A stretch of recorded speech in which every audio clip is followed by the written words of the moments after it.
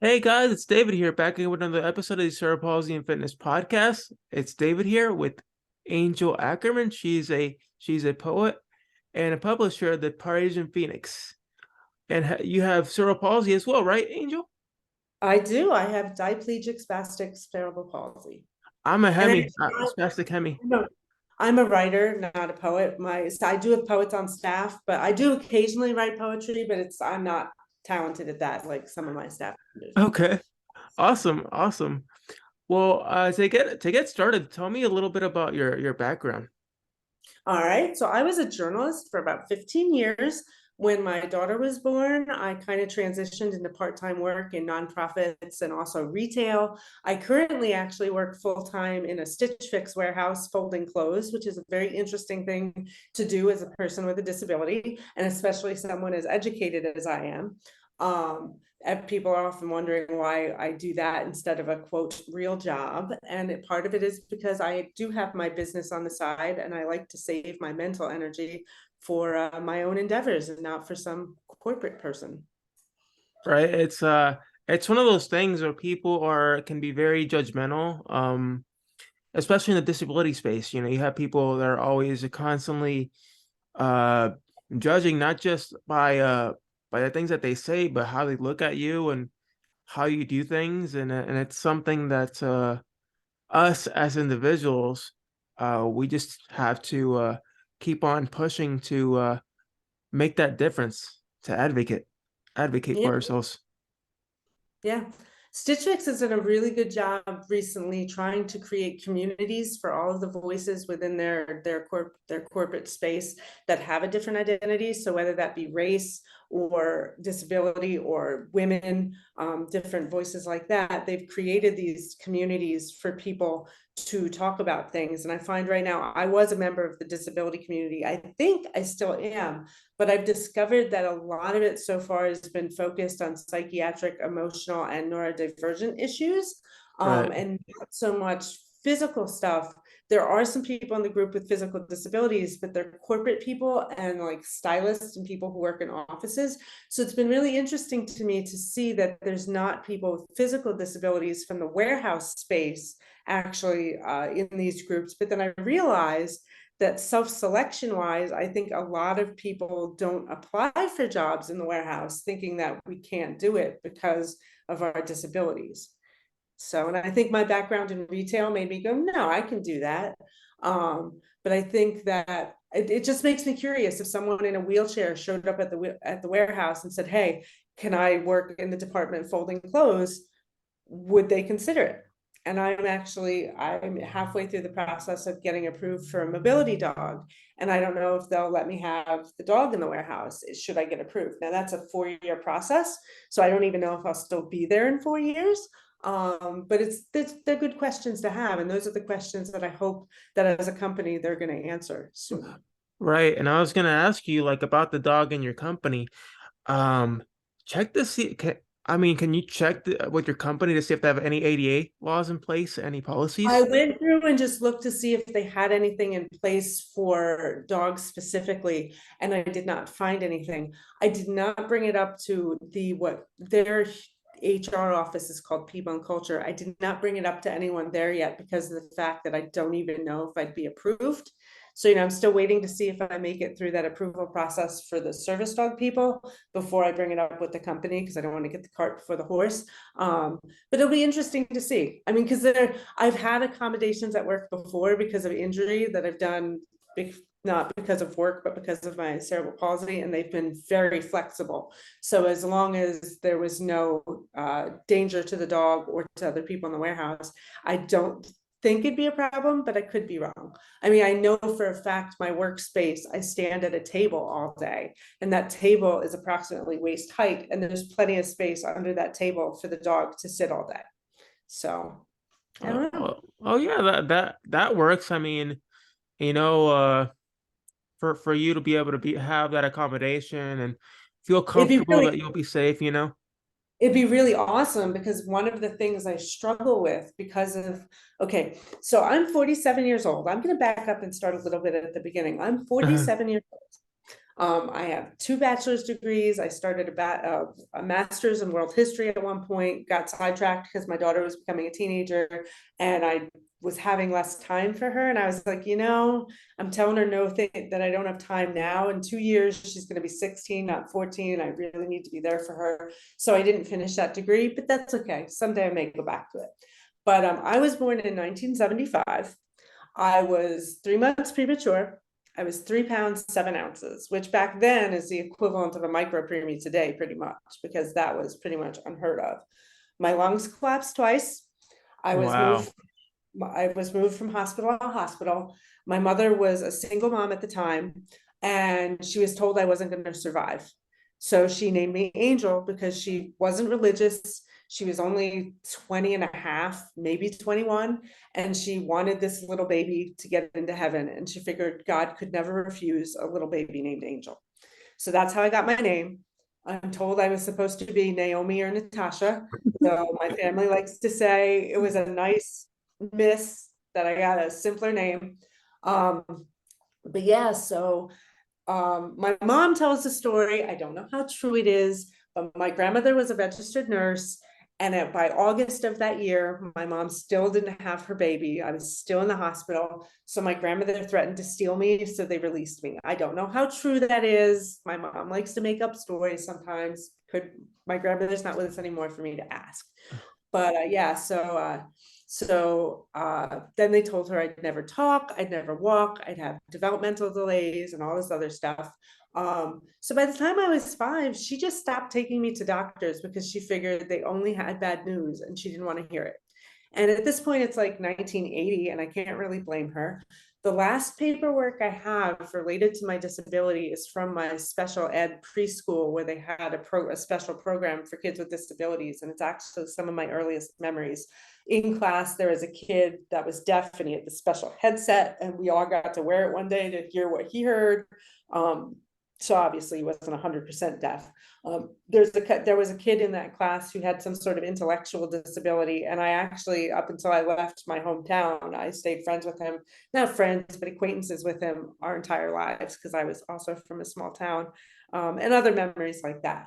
So that paperwork talks a little bit about my CP, but other than that, I only went to the doctor for state mandated physicals for school.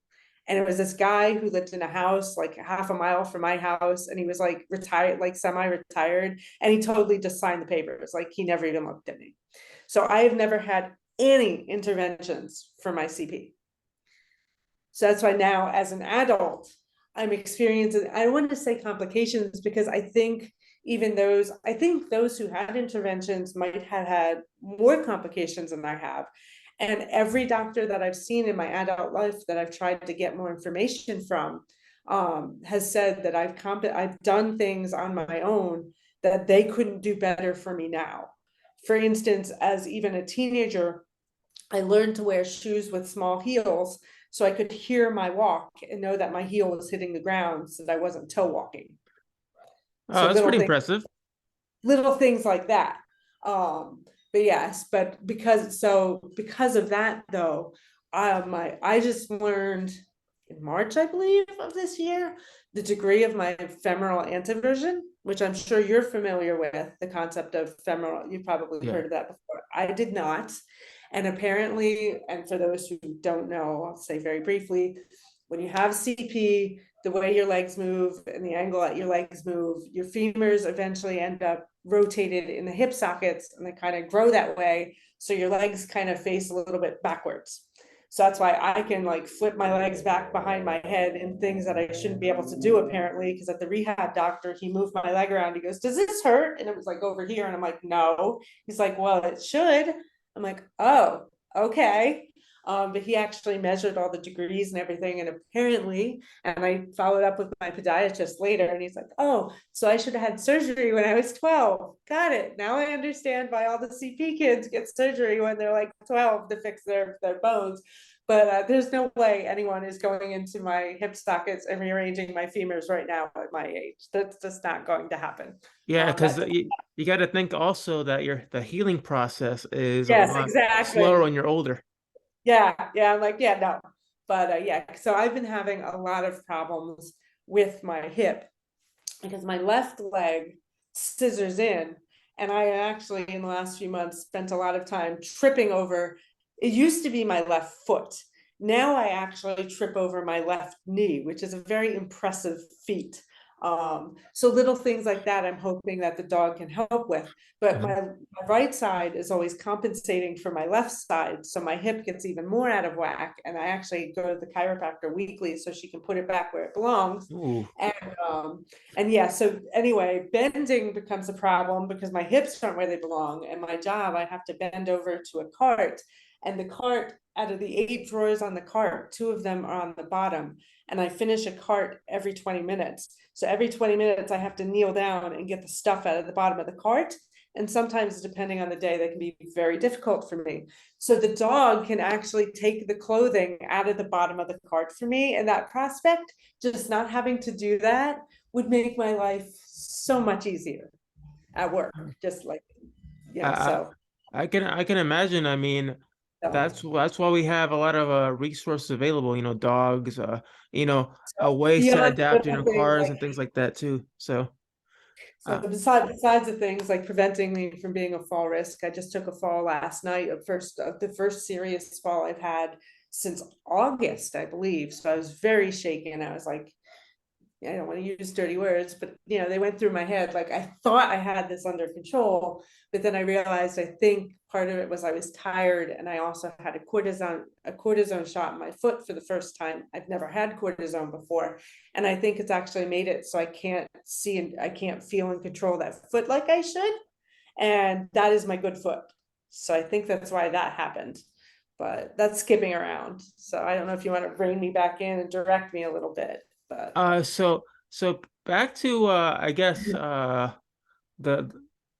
I'd like to go more into your now that we kind of discussed, your CP and the challenges that you had so far and whatnot. What was your childhood like growing up for you? okay, so if I'm completely honest, my mom and my dad that I have the Ackerman name from, because my mom did have him put on my birth certificate. In those days, it wasn't quite adoption because you could literally call up and say, hey, this is the dad. Um, uh, they got married when I was 6 months old, and we lived in a small town. And I was actually like really lucky. So I started to walk when I was around 2.5, 3. Um, and I don't think I ever had a problem with speech. I was number 2 in my high school class only because number 1 came from Catholic school senior year. We were all very angry. We're like, that's just not cool. Um, but as far as disability goes, like, I think everybody in my small school kind of knew. And yeah, I was always picked last in gym class, but no one ever like mentioned it. No one, like, none of the other kids ever teased me for it. I actually got teased more as a preteen for any dark hair on my upper lip, because as you can see, I have very dark brunette hair. And so when I was a teenager and puberty started, I Uh, had some hair on my upper lip. So I got teased for that a oh lot more than no. I did for my walk. It was always little things like, when I was a Girl Scout, my Girl Scout leader, when I was a brownie, when I was young, she, I think, was a survivor of polio. So she had trouble with one of her legs. So she wouldn't let me roller skate because she was afraid I would hurt myself. But then I got to the next Girl Scout level when I was a junior, and that Girl Scout leader was able bodied. And she was like, why aren't you putting on skates? Because I fall, like I'm not allowed to. She made me go put on skates. Now, I spent the whole night holding onto the wall for dear life, but she made me put on skates. So my life was always a balance of, you can do this, you can't do this. So I got a lot of mixed signals. And I think that impacted my self-confidence a lot. I was very insecure, and I didn't know what I could do and not do because my parents never talked about it. My parents had their own struggles. They were both high school dropouts. Towards like my preteen and teen years, they both had some issues with alcoholism. We had some issues with, my dad. He passed away last year, and he's my hero. He's my idol. So anything I say about him is in the most loving way possible. But he would often invest all of our family savings in a tractor trailer and do over the road truck driving because he was a diesel Oh, that's mechanic. cool. And those things were so expensive. So after a while, he wouldn't be making enough money to pay for the maintenance on the truck. And then my mom would be like, Jimmy, you got to go back to work and get back to your, and he would go back to the same job every time. She's like, you've squandered all of our money. Like, you need to go back to work. So that would happen many times. So we were often poor. There's a motorcycle driving by. Yeah, which might be my dad because he was a big motorcycle guy. So maybe that's him jumping into the conversation. Yeah, But right. so I think there was just so many things going on in our lives, like my disability, like no one ever referred to me as disabled. It was just something we never talked about. And I'm not going to put a judgment on that, good or bad, because I understand where my family was at the time. But it does kind of complicate my life a little now. But as we all say, it makes you who you are. So Right. I've made Right. those decisions about my care myself, and I've made the choice to go find the medical team. And believe me, I literally for the last year and a half have just been going from doctor to doctor to doctor to learn, because up until December of 2021, there's nothing in my medical file that says I have cerebral palsy. There's no Oh, record, wow. because it didn't occur to me until some of the podcasts that I'm listening to, like yours. I saw something talking about, CP kids having neurologists. I'm like, neurologists? I'm like, oh yeah, it is a brain disorder, isn't it? And things just started clicking in my head. I'm like, I don't have a neurologist. I've never seen a neurologist. I went for physical therapy for one of my many injuries. And they would one office, I mentioned that, some of it might be because of my CP gate. And then the physical therapist who I've gone to for years would no longer see me because they wanted me evaluated by the neurology physical therapist before I could go to regular physical therapy. And I'm like, but I've been in physical therapy for years. Like, this isn't my first rodeo. So it's just been, so that's why I was like, maybe I should have a neurologist. And I'm so excited. I can't tell you how excited I am. I have a neurologist, a neurology physiatrist. You know how hard I had to work to find her? Now we are 90 minutes outside. Yeah, about 90 minutes outside of New York City. We're in Pennsylvania. We're about 60 minutes away from Philadelphia, right smack dab in the middle. So I Oh, knew if I wow. had to, I could go to one of those major cities. But I was Yeah. like, no, we have two major hospital networks that are constantly trying to compete with those big metropolitan areas. I've got to be able to find someone. And it was actually my therapist, like my psychology therapist, that his wife is a physical therapist. And he said to me, he's like, you need a physiatrist. I was like, what's that? He's like, that's the doctor in charge of your physical rehab. I was like, yeah, I need one of those. So that's, and then I found this neurologist that was also a physiatrist. I was like, and she was specializing in all sorts of like childhood developmental disorders. And she's the only doctor I've had that actually has experience with different CP, because I didn't realize until 2 years ago what a broad spectrum disorder it is and what an umbrella term it is. I had no idea. So you know what I do now when I go see a new doctor? I walk in, I say two questions. Well, I say two things. I said, I know you can't necessarily fix me. I'm not here for answers. I'm here for insight. You just tell me what you see when you look at my body based on your specialty. And then you tell me when I can come see you. What of my problems can I ask you to help me with? So like the one sports rehab doctor that my primary care doctor recommended when I started having problems with this hip, I said, what can, he's like, well, I don't, he used to be an orthopedic surgeon before he became a sports medicine guy. So that's why. So I said, look, I know this is outside your field, but what could you do? He said, well, I could help you if you decided to go the route of doing the femur surgery. That's something I could help you look into. Or if your hip pain gets really bad, I can help you with cortisone shots and things. He goes, but that's about the extent of what I can do. So then I take that information. I went to my podiatrist. I asked him the same thing. I said, okay, this is the sports guy measured my femoral Okay. anteroom. This is what he said. What do you see? What do you say? And he's like, I agree. You should have had the surgery when you were 12. And he is old, so he was like getting all upset. And I'm like, it's okay. Got to remember, it was 1980. We didn't know then what we know now. We don't know what would have happened had I had the surgery. Well, actually, I would have been 12 in 1987, but yeah. So it's been really fun because I found when you go to a doctor with those questions and say, just tell me what you see. I don't want an answer. Just explain to me what you see and what you think you can do. And let me like gather, and then I take that information to all the other members of my team. So like right now, I'm really lucky. The chiropractor I mentioned, she used to be a physical therapist. So not only does she do the chiropractic, the bone rearranging, she actually helps me with stretches, and she manually stretches out my limbs and tells me what she's seeing based on how I'm walking and my strength.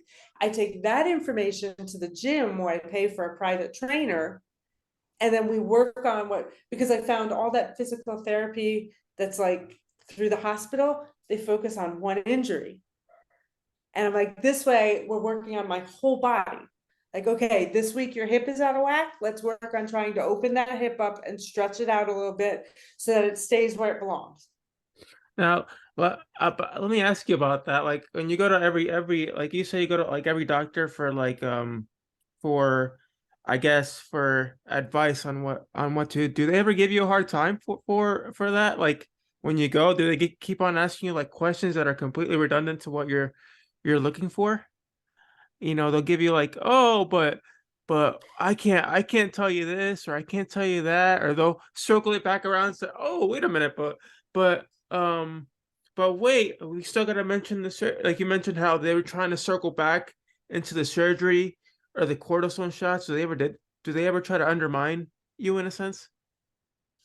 I've been really lucky, and I've not had any problems. But I mean, every time I have a discussion with a doctor, and a lot of them, I frame them as fact finding missions. Like, I'm not leaving here with any treatment today. I just want to pick your brain.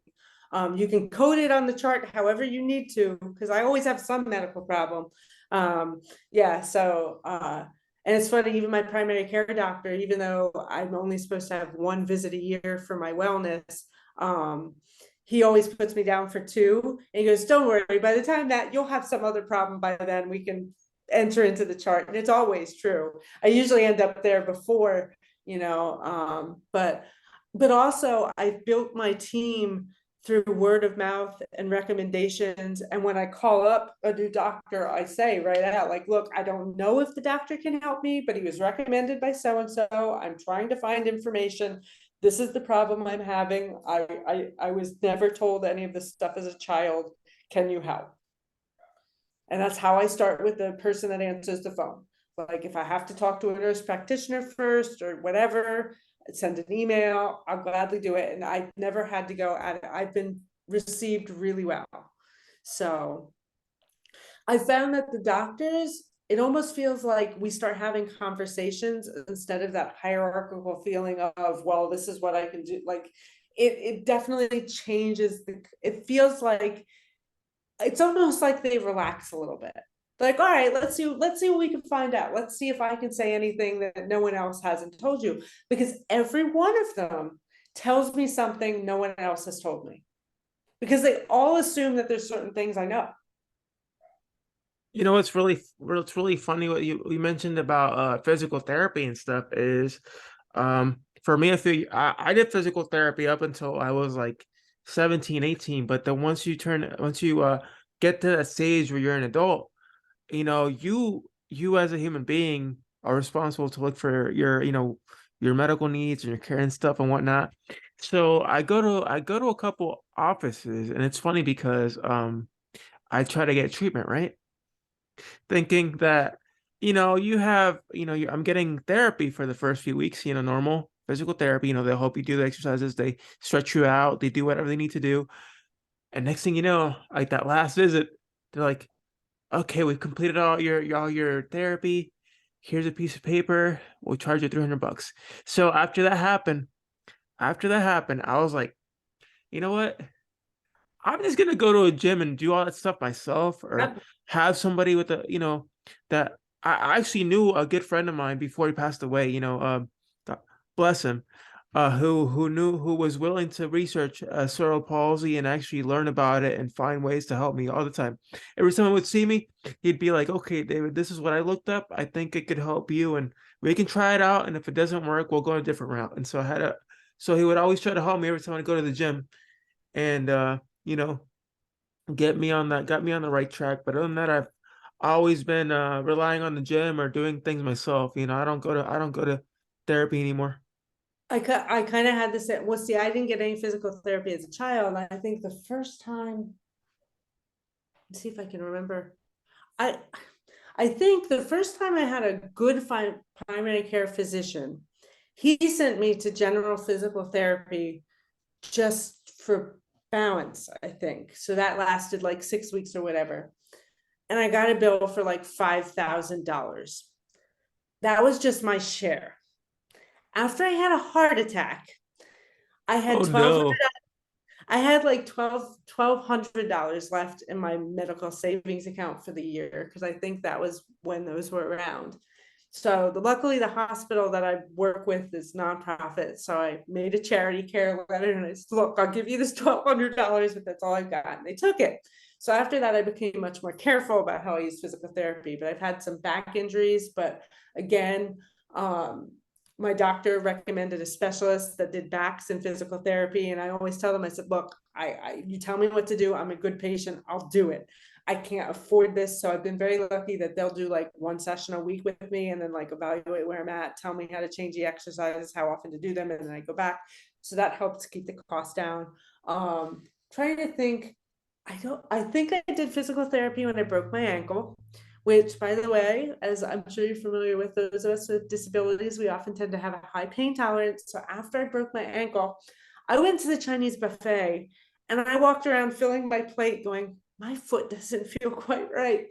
And then I sat down and ate my plate and I went up to get a second plate and I couldn't walk on my ankle. So my husband got me my second plate and then I hobbled out to the car and I'm like, I think we should go to the urgent care now. I walked all the way into the urgent care, walked over to the x-ray, and then I'm sitting in the x-ray room and they brought me a wheelchair and I was like, I don't need that. They're like, yes, you do. I'm like, no, I got in here. I can go back to the exam room. She's like, it's broken. Get in the chair. So anyway, but yeah, so I was really lucky. Most recently, I had a physical therapy I had a mallet finger. That is when the end of your finger detaches from the knuckle with the tendons. So the Oh my bones are all attached, but the tendons. uh I was taking off my sounds sock. painful. I put my finger, it didn't hurt at all. It's supposed to, mine didn't hurt at all. And yeah, I put my hand in the back of my sock to pull it down over my heel and it got stuck. My daughter's still convinced this is a CP injury because she's like, yeah, I think it was just the way you were balanced that you couldn't get your hand out and manage to keep your balance. And so, yeah, I just pulled this finger and if I can use a slightly risque metaphor, it just hung there like a limp dick, like the end of my Oh finger. man. And so yeah, I go to urgent care. I'm like, I think it's dislocated. They're like, good news, it's not dislocated. Bad news, you've ruptured the tendon in your finger and it's a 12-week healing time. And if you bend that finger at all during the healing time, you start over. So that was in April. And it's almost straight now. And it's pretty much 100%, but it's really, really stiff. So I did have some great rehab with that. But again, I only had like 3 or 4 visits. They charged me a flat fee. My daughter's coming through to go to work, so you'll hear a little door action. Come on through, Eva. You coming? So it's all good. It's all good. No Anyway, worries. I think she's getting ready to come. She can say hi. So yes, I have a 18-year-old daughter named Eva. Come over. Come over and say hi. No, you're not gonna say hi. I'm in my pajamas. It's okay. Well, you're not really in pajamas. No, but I threw all my actual undergarments, yeah. into the washing machine, so I'm not gonna come. But Nice. hello. Hello. Nice, Nice to meet you. She's even wearing her slippers. She's a dog walker. So Awesome. Good to meet you. Nice to meet you. Yeah. So yeah, have a good evening. I'll Yeah. see you when you get home. We'll have dinner then. Nope. So, all right. Dogs in the crate. Okay. So yeah. So So yeah, so that was that. They charged me a flat fee, and it included all of their services. And out of pocket, I only had to pay $50. And even when I lost my splint, it fell off in the car, and I couldn't find it. I think it fell into a garbage bag, and I threw it out. And they made me a new one, like, free. They were wonderful. But again, these were Awesome. people, yeah, and so I've been really lucky. But yeah, to save that cost of expensive physical therapy, I've invested in a private trainer who's about 6 blocks from my house. So 3 times a week, I walk over to the gym. He adapts things for me, and he works pretty hard, listens to the chiropractor, but he charges me $25 a session as long as I pay for 12 sessions at a time. And we go by the session. So it's not, usually he charges $275 monthly. But because I had some nerve issues with my foot this week, so I skipped a session, so that extends a little bit. So, but that's way cheaper than physical therapy per session. And I found Right. that in the long run, it keeps all of my muscles from stiffening up too much. And even it was funny, when I had this injury, my hand injury, my upper body strength decreased significantly. And I'm usually really strong in the upper body. So when I finally got use of my hand back, like, my strength doubled, like, really quickly. And he's like, wow, you're doing awesome. I'm like, yeah, 2 hands will do that for you. It's a lot easier to bench press when you can use all of your fingers. So Right. yeah. So tell me, have you, I know for me, I've always kind of been an advocate, and I've always vouched out there. Like, right now, I'm working with my local government officials, and right now, I just recently, I've been helping out with, because I live in Orlando. So what I've been doing now is I'm working with my local commissioner, and my local commissioner right now and we've teamed up to help put up accessible buttons to every door in the city. He's actually putting a heater in each of the pool and the rec centers to help those with Oh, disabilities nice. be able to get in the water. And he's also working on hiring people that are have expertise in certain disabilities to help train those, give therapy classes, water That's classes for amazing. those with various disabilities. And one day we just had a conversation, and and I told him about what I do as an advocate, and my public speaking and working with kids and all. And he's like, David, I have a mom with cerebral palsy. And then, when he heard about me, he's like, I'd like to have you as a part of my team, just to assist me. So we had a meeting one day, he and I, closed doors, and we spoke about things. And eventually, and now he's starting to roll things out little by little. And eventually we're also going to work on writing a proclamation to make October 10th World CP Day in Orlando. So Right. it's so that's what I'm doing now. I mean, little by little, I'll come up with different ideas. He's actually adding some things to certain parks in the city as well. Like mystifiers and a path so people with disabilities can walk and be able to bike around without having any difficulty. Around the general public, and making things more accessible.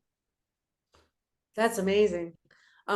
So I've I would say in the last 5 years or so is probably the first time that I've come out of the disability closet.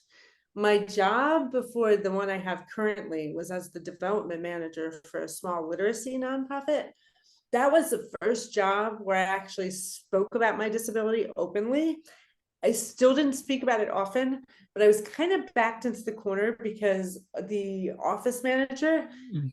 she wasn't she didn't have she's a wonderful person. I consider her a friend to this day, but one of our first interactions, she literally looked at me and she said, did you like break your knees as a child?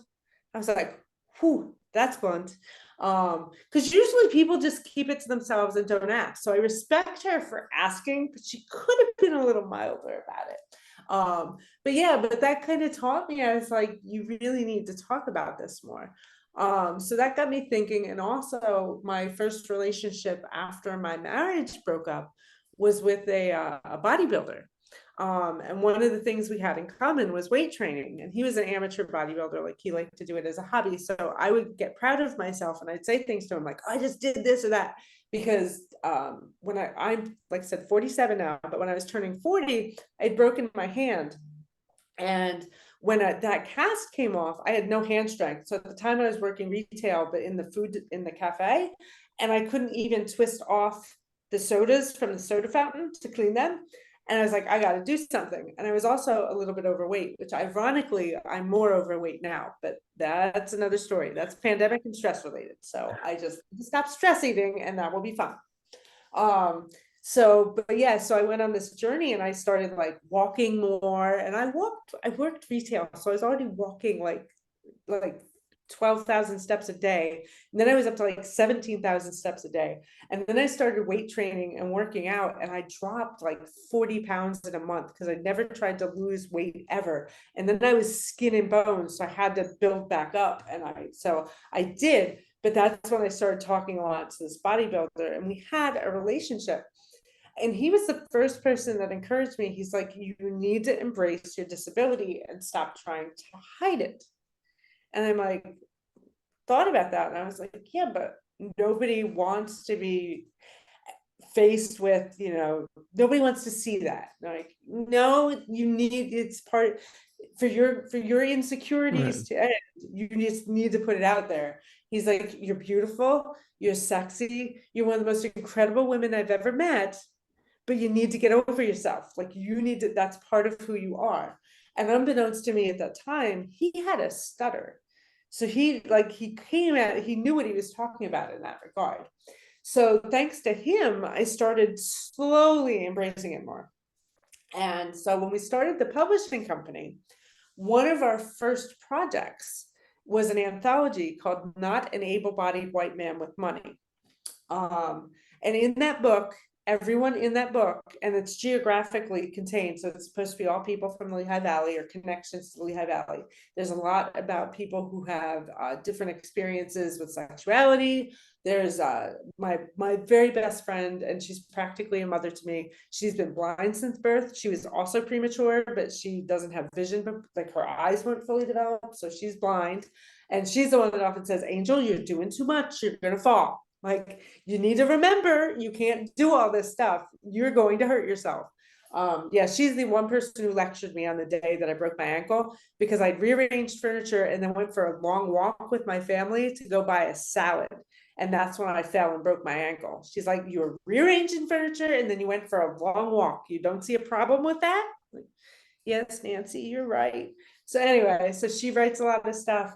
My husband is a poet, and we have a poetry manuscript out by him called Swiss Gathered Ephemera. It's one of our publishing company's top selling titles. Awesome. But he has a poem in the anthology. He has a club hand. So he talks about his confidence and his club hand, and what our daughter kind of helped him come to terms with that a little bit. I actually talk about socioeconomic status and people being judged by their jobs instead of other things. But at the back of the book, there's a photo essay of my daughter and I walking side by side. And the photographer who took the pictures took like 600 pictures in 20 minutes to get my legs at their most screwed up. So my daughter, on purpose, no, but that was our vision. What to say? Like, we were showing my daughter walking correctly, and we were showing my legs at their funky angles. I was about to say, I hope that wasn't like, no, it was totally on purpose. Because it was a statement on, you look at me most of the time, I seem like a normal person, and all of a sudden you freeze frame this and you're like, legs aren't supposed to do that. So yeah, that book is really fun. I'm trying to think, there's some mental health things in there as well. It's a really fun little book, and it retails for $10. So it's pretty dense, and there's artwork in it as well that was put together, and all of it was put together specifically for this anthology. So yeah. Speaking about jobs and the workplace and things like that you mentioned, I've worked with friends, and I know friends in the disability space, and they always talk to me about things, and they always talk about employment and disability. And we know that in today's society, when it comes to jobs and employment, it's let's face it, for most people, it's extremely difficult. You know, you have that barrier of transportation, speech, you know, Yeah, how you do things physically, things like that. And a lot of companies frown upon. They used to frown upon a lot about it, but yeah, now I've seen that in the past few decades, that's slowly starting to turn into something positive, where a lot of companies are hiring, and they don't. Most of the people don't realize this, but sometimes companies do have to hire people with disabilities because, and I hate to put it this way, it's not because of your skill, it's because of, you know, they have to meet a certain quota, or yeah, no, they have to have a certain amount of people so that they don't seem like, oh, but they're being really discriminate or ableist, and they're not being fair, you know, towards those with disabilities. However, I've been blessed to where I work for, for Orlando, for the city government, and I've been blessed to where they've actually utilized my skills to help train new people coming into the city. So every time there's new recruits coming in, or because I used to work for AmeriCorps.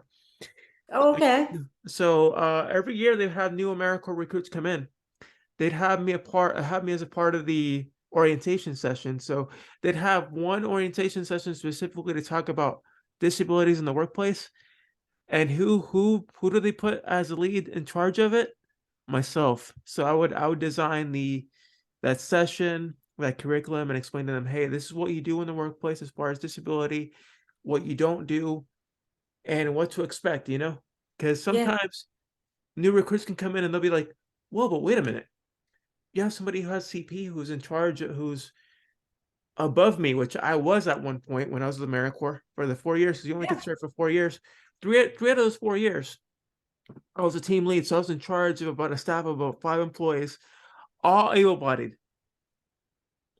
So it was kind of funny because at first they'd look at me and I look at them and they're like, what do you have? Can you do this or can you do that? And I mean, I'm like, of course. I've been here for 4 years, and I was questioned before when I came in, and all I have to say is, it's about what you can do with the abilities that you do have that define you. It's not how you look on the outside, and I get it. You'll be judged all the time.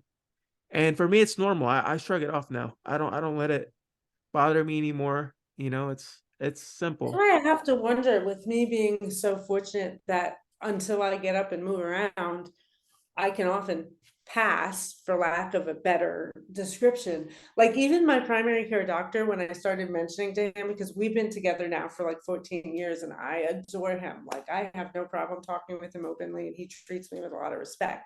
But even he didn't realize until I started mentioning a lot of this stuff to him, how much this was really impacting me, because I don't talk about it. I was taught not to talk about it and to make myself as small as possible. So when we started talking about it, he's like, wait a minute, let me do an exam of just like, can I? And I said, yeah, if you want to do an exam of my lower body, sure. And he's like, oh my gosh, you have some real deficits. I'm like, yeah, I know that. But think about it. When you go into the room, what happens? An assistant takes you in, you sit down. He talks to you, touches your belly, does whatever, and then he leaves. And then you go out after him and he doesn't see you move, not unless you're there for something. So when he did that exam, and that's what made me realize that I needed to explore more, I needed to educate more doctors about more of my struggle. But I also wonder, like, how many people, like, I worked at Target for 10 years. I was in the cafe, and by the time I was in the cafe, I was the strongest, and I was the mom, so I had the most common sense, and I kind of ran the kitchen. I was in charge of ordering all the food. I brought in all the freezer orders. So I would move 1,000 pounds of frozen food, Pizza Hut supplies, actually, if you need to know, from the back storage room on a flat, push them up front, and then for an hour, move 40-pound boxes into the deep freezer and organize the freezer. And I did all that physical labor for years. And everybody, like somebody, and it was funny, everybody would always offer to help in the beginning. Like everybody who was a decent person, they'd see me and they'd think I was struggling and they'd be like, hey, you need help? I'm like, nah, I got it. And after a while, they stopped asking because they knew I could do it. But I wonder now, looking back, were they asking because I was a woman? Were they asking because it looked really heavy and I might have been struggling a little? Were they asking because they knew I was moving funny? But then I also think, what kind of example did I give being in that very front-facing position for so long to other employees, to the people shopping there? Like, what were they thinking about me? And did I make a difference that I'm not even aware of? Because I know now, working at Stitch Fix, we all that company is very open communication and there's talk all the time. I've only ever had an official accommodation for my finger. I've never had an official accommodation for anything else.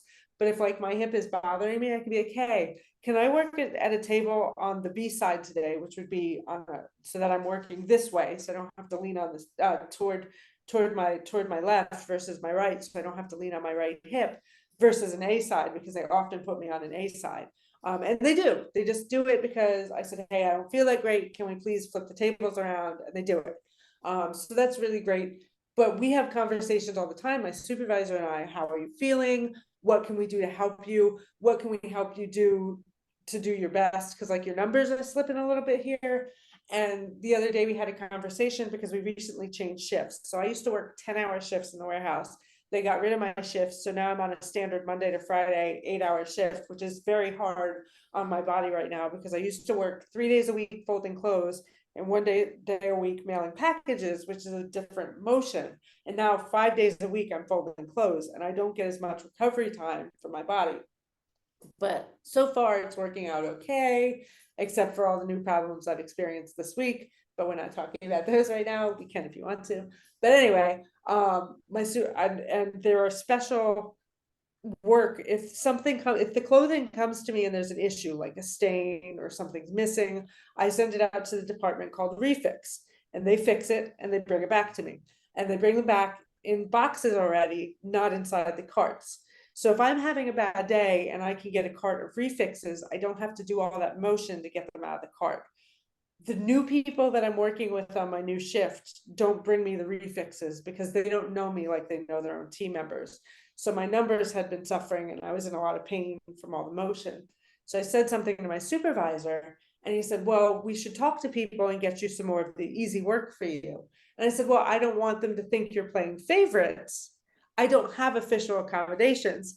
And he said, yes, but you shouldn't need official accommodations for people just to want to do the right thing. Like if it's easier for you and it helps you do the same thing everyone else can do, then we should do that for you. And what a great attitude to have. Right. That I have not, and I have purposefully not gone to get the paperwork for an official accommodation because I work for a large corporation. And I know once that paper is done, there's no changing it.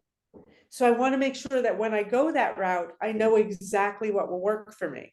I know exactly what job and how they can change it to make it work for me. But until I reach that point, I don't want to do anything official.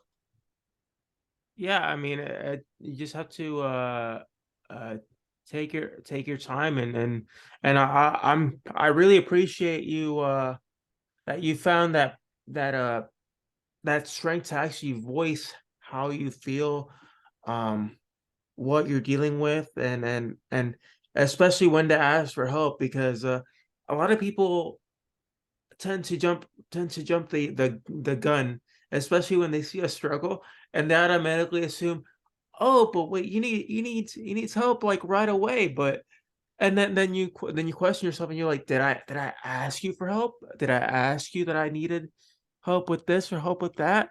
And a lot of people don't understand that they don't understand how our body feels or what we need, or when we need it, they automatically see, oh, disability, they need help like right away, like without even asking, they'll jump and try and help, and sometimes I'll be like, I got it, I'm okay.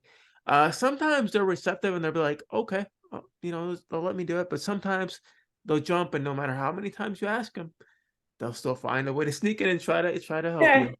you. And it's something, it's one of those things that, you have to kind of, I'm Navigate. I'm very patient, so I try not to, you know, argue, because I work with kids all the time. I work Yeah, with middle yeah. school kids, so I have a tremendous amount of patience for that kind of stuff, like, especially because I work with teenagers. So, and, teenagers can be very mouthy. They can be very aggressive at times, and and I I'm very patient. So I like, I'll be like, I'll wait here till you're done talking, and then I've had kids where they've some kids do help me. They want to offer to help, and I'll let them. And then I have kids that'll be like, they'll say something under their breath, and they'll talk, say whatever, about my disability and whatnot. And I'm like, excuse me, but do you realize that I can see your grade, I can see the grade book, and I'm like, I have partly say in what you can have in the class. So I suggest to you to straighten out before I decide to, and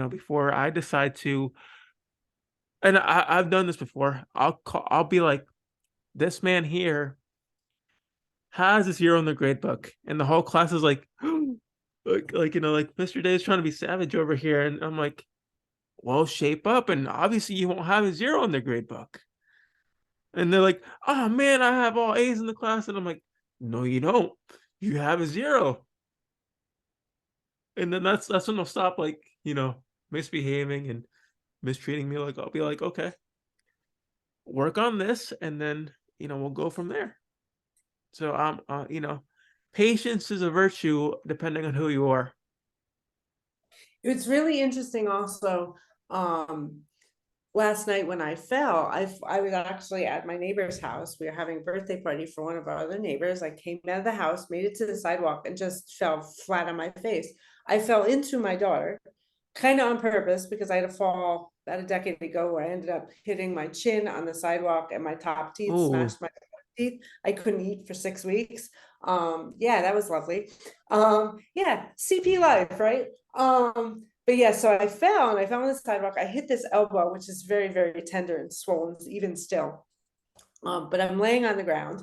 I'm taking a minute. My daughter turned, now my other neighbor's leaving her house and is like, oh my gosh, Angel, are you okay? Do you need any help? I'm like, I think I'm okay. I'm fine. I just fell. My daughter turns around and looks at me and she goes, Mom, are you dead or are you getting up? Now, she didn't mean it cruelly, but she knows that I need that minute to see if I'm injured.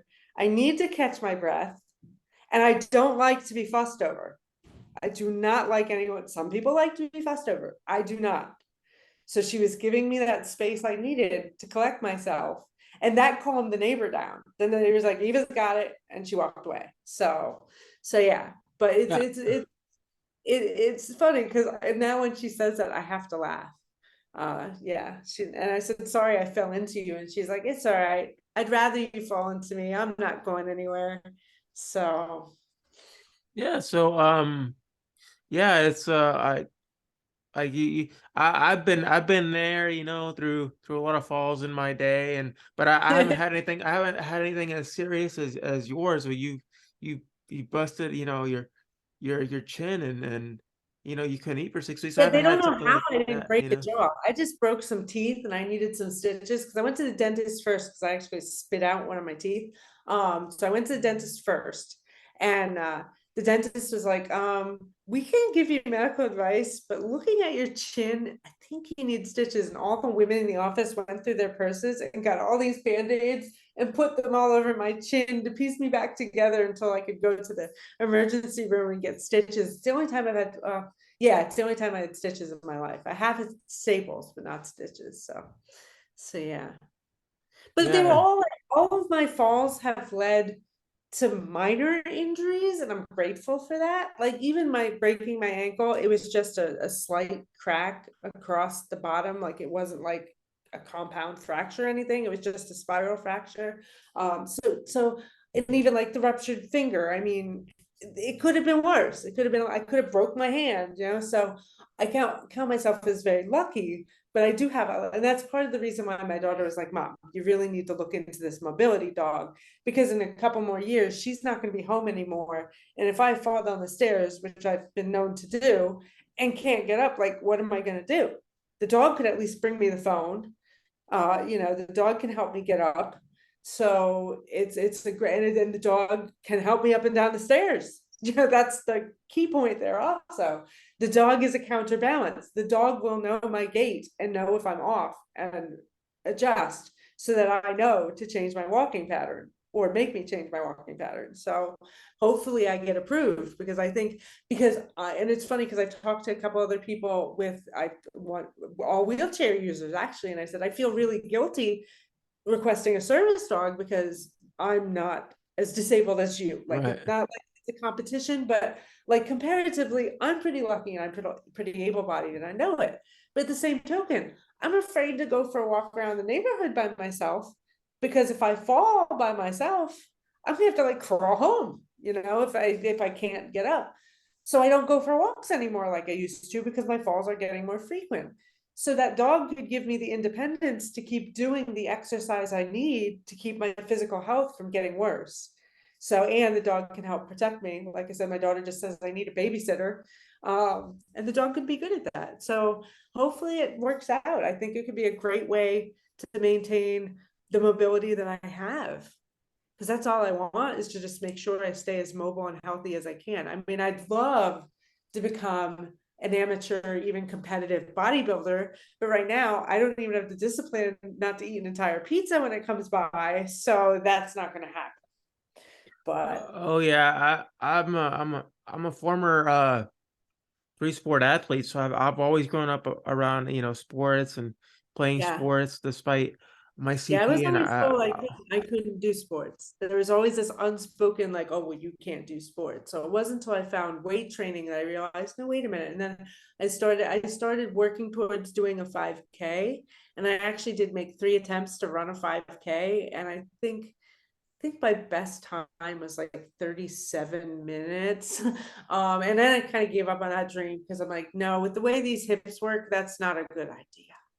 yeah, But and then I also do fitness seminars too. Like every once in a while, somebody will reach out to me and they'll be like, "Can you do a?" I 2 years ago I did a retreat for people that have spina bifida. I actually taught them via that's Zoom amazing.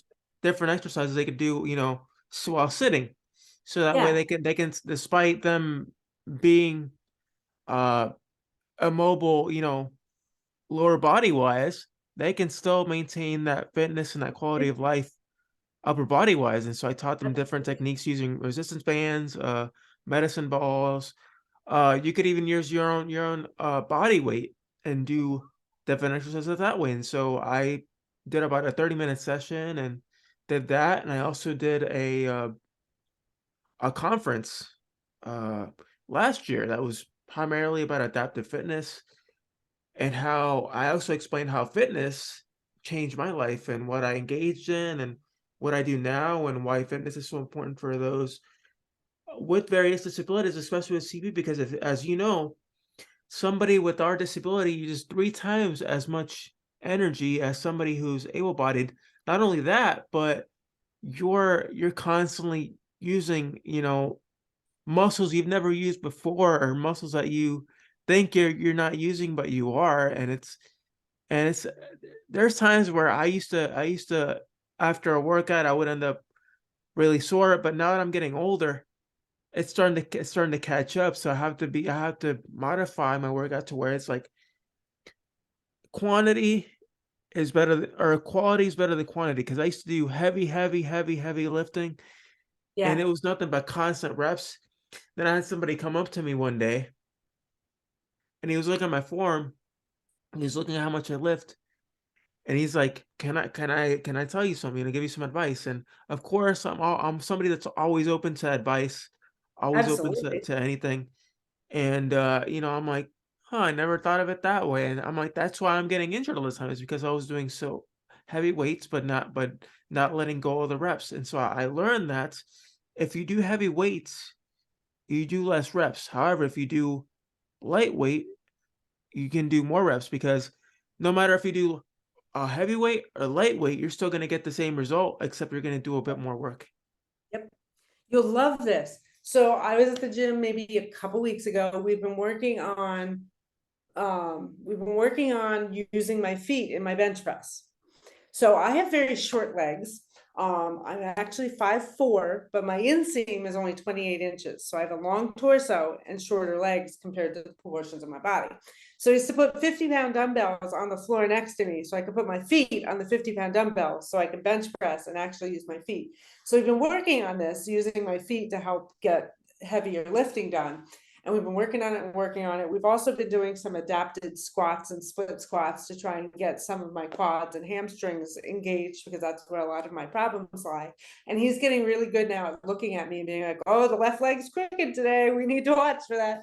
But anyway, we were bench pressing the other day, and I'm finally getting to the point where now the spasticity, I can control my legs enough so that I can actually push down in my heels when I bench press, and the spasticity doesn't make my legs completely spaz out. But the other day we were lifting and we had a pretty heavy weight. We got to like 6 or so, or maybe 4, because it was one of the ones we were only doing 6 or 8 because it was a heavy weight. And I went to lift it, and I engaged not only my feet, but my legs, I could feel my hamstrings and my quads and everything engaging. And my hamstrings engaged so strongly that they both cramped up at the same time, like intense. So we put the weight down, and I'm like crying, like I wanted to cry. It lasted for like 3 minutes. I was like, oh my God. But we both were like so tickled, because a month earlier, I couldn't even like feel my hamstrings. Like, and I was doing lifts that involved hamstrings, I didn't know where they were. And I was laughing. I was like, well, I know exactly where my hamstrings are now. Now I know what muscle I'm supposed to be using when you say, are you engaging your hamstrings? But we were so excited because we felt that, like, I could feel them firing. Just like the other day. Yeah, you know. So yeah, it's a big step. It's huge. That's awesome. You know, I went through it as well the first time, and I actually used to do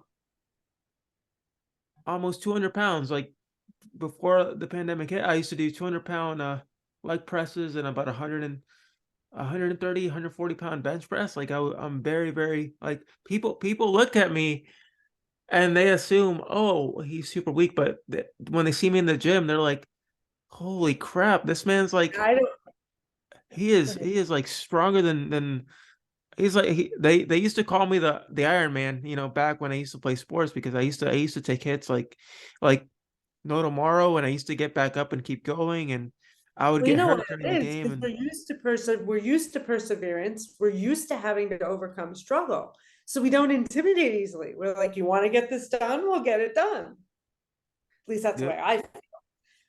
I don't know my current, like, heavy. I don't know a lot of my current weights because I don't ask. My trainer doesn't tell me, so I don't get intimidated.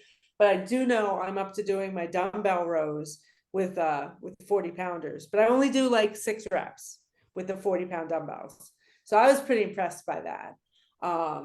We were doing incline bench the other day for the first time. I got up to 55 for incline. I thought that was pretty nice. But yeah, I forget what we were doing with squats and stuff, but we've been working a lot on my range of motion. So he's been playing a lot with putting plates on the floor so that I can do squats with my heels up.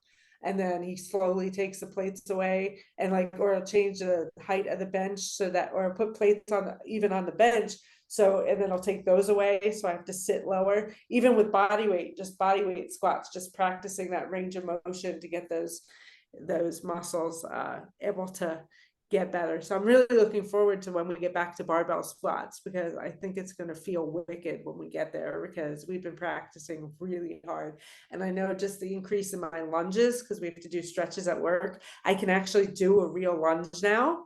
And I'm very excited about it. So I can't, like, even just from that progression, I can't wait to see what difference it's going to be when we do some of like the squats and whatnot. So anyway, but awesome. I mean, that's incredible, and that's such a wonderful job. Like, what, in terms of not just your fitness and overall health, but where do you see yourself in let's say 3 years. Like, you know, you have your publishing company, you're Well, overcoming I'll fitness tell you my obstacles. ideal life. I don't like time frames because, you know, time frames are tricky.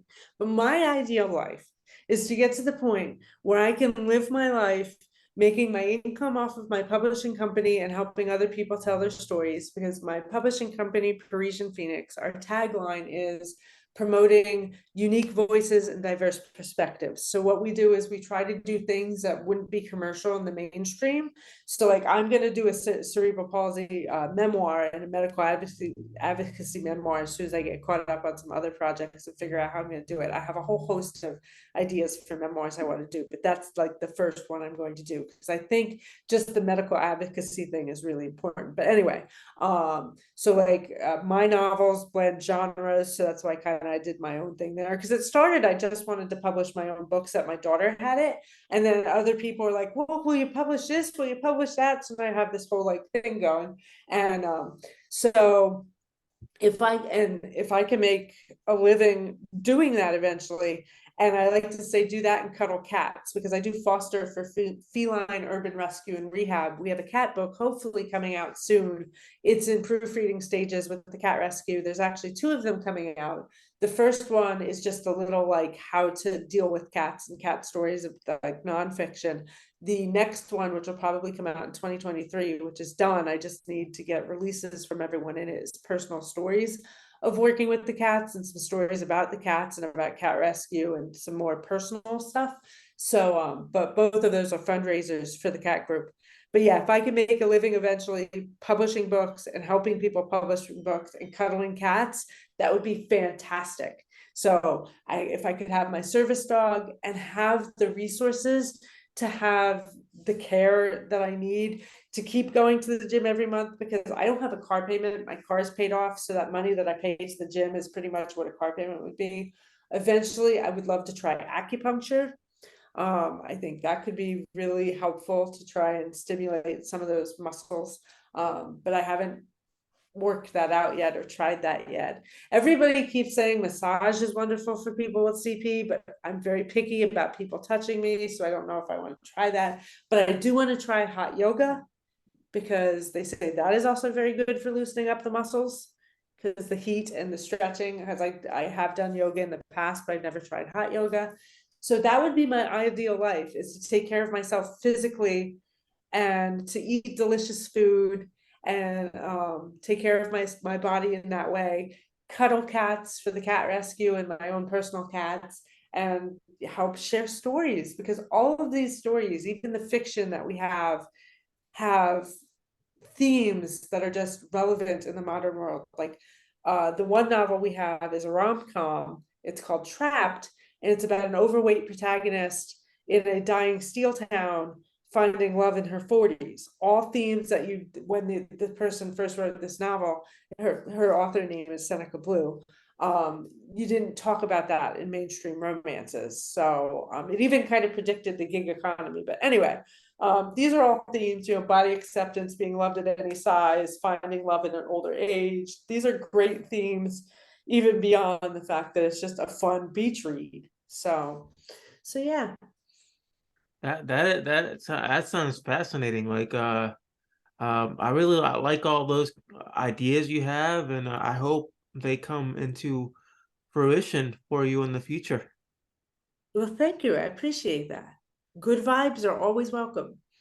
And then could you tell me where we can find your like your work and where my listeners can purchase your book and Absolutely. So Parisian Phoenix has a website, parisianphoenix.com. You can contact me through Parisian Phoenix at angel@parisianphoenix.com. And you can, I will ship any of our books in the United States for $15 a copy, $10 each additional, $10 each additional book. So if it's the same book or different books, any book that we offer, I would gladly ship those out to you, but they are available through Target.com, BarnesandNoble.com, Amazon.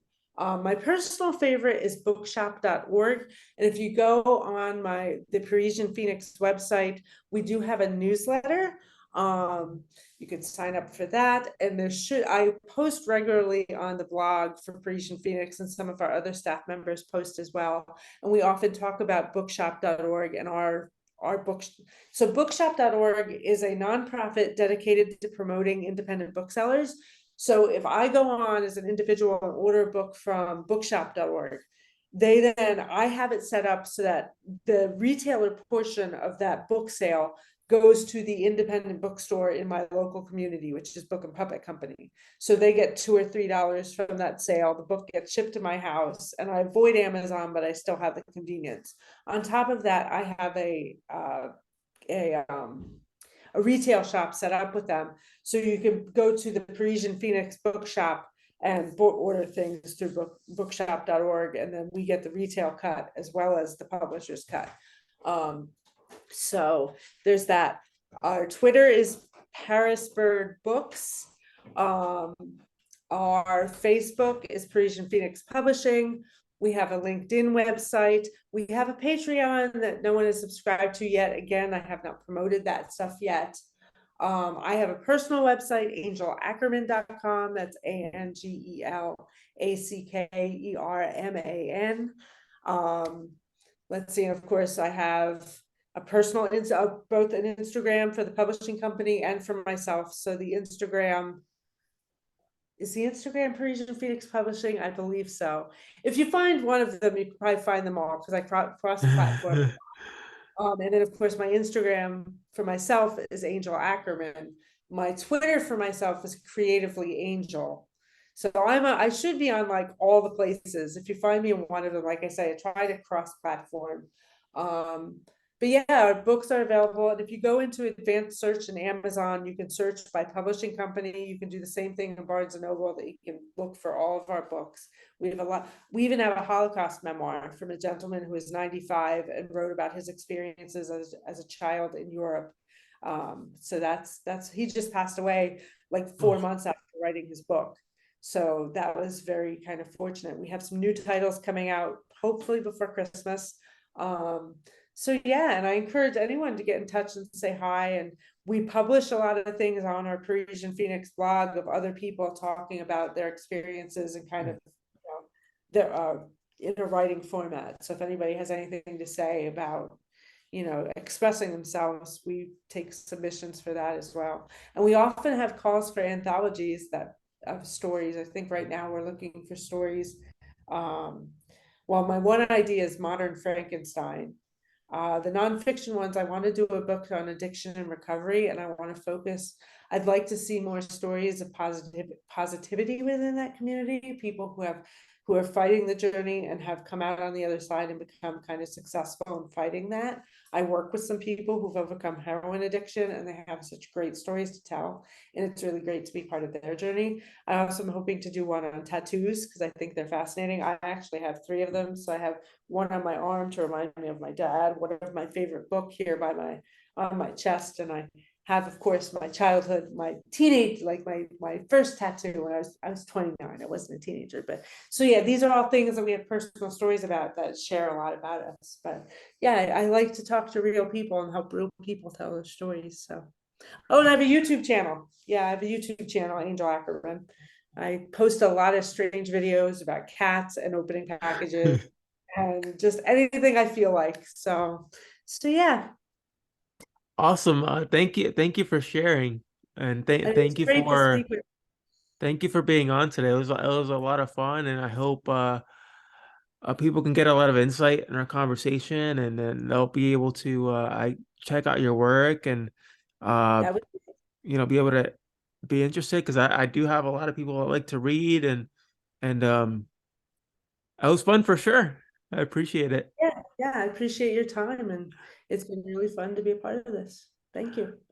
Well, if you guys want to find this podcast, it'll be on YouTube, iTunes, Spotify, every other major podcasting outlet out there. And as always, until next time, take care and be safe. Oh.